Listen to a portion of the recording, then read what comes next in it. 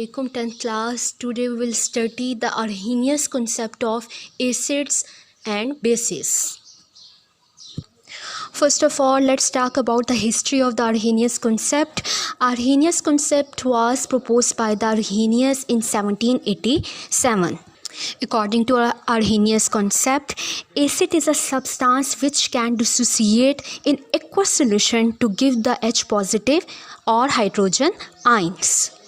Let's take an example of a general reaction. HA. Here H represent the proton or H positive ions, while the A represent any kind of acid. As I stated earlier that it is a general reaction, so A will represent any kind of acid. Okay, when we dissolve it in water for ionization purpose, then it will be split up into H2O water, H positive plus A negative ions. Now we will understand this example with the help of specific acid like hydrochloric acid, HCl. Here Cl is replaced by the A. Hydrochloric acid will dissociate in the presence of the water and form H positive ion plus Cl negative ion. Actually, the hydrogen bonding of the water will dissociate the bonding present between the H and Cl. Like suppose water will attack this bond and this bond will be break down into H positive and Cl negative ions. Same is the case for the nitric acid, HNO3. Nitric acid dissociate in the presence of the water to form H positive and NO3 negative nitrate ions.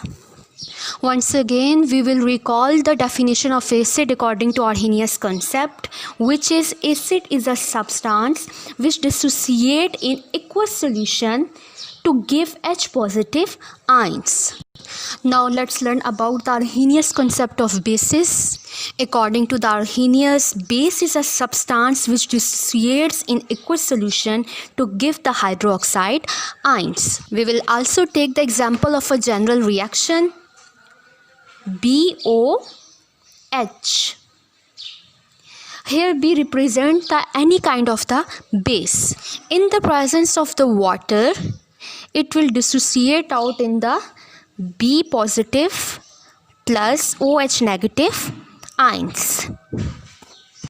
Now we will understand it with the help of the specific example. Suppose we will take the example of the sodium hydroxide. B stands for base, so we put a base like sodium hydroxide as it is. Do the reaction with the water. Ionization takes place and sodium and hydroxyl ion become separated to each other like Na positive plus OH negative ions. Now let's take another example, which is calcium hydroxide, CaOH whole twice. When dissolved in the water,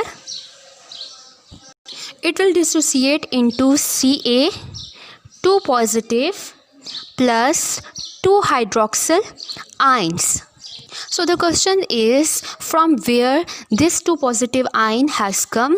So if you see here, there is whole twice, the charge on the hydroxyl ion is -2, so automatically charge on the calcium will be +2 because the overall molecule will be neutral.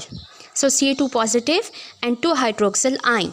If we recall the definition of the base according to the Arrhenius concept, which is base is a substance which dissociate in aqueous solution or aqueous medium to give the hydroxyl ions. Now let's talk about the limitations of the Arrhenius concept. The first limitation is Arrhenius concept is applicable only in aqueous medium and does not explain the nature of acid and bases in non-aqueous medium. According to the second Arrhenius concept limitation, the acid and bases are only those compounds which contain the H positive and OH negative ions. It can't explain the nature of the compounds like CO2, ammonia, which are the acids and bases respectively.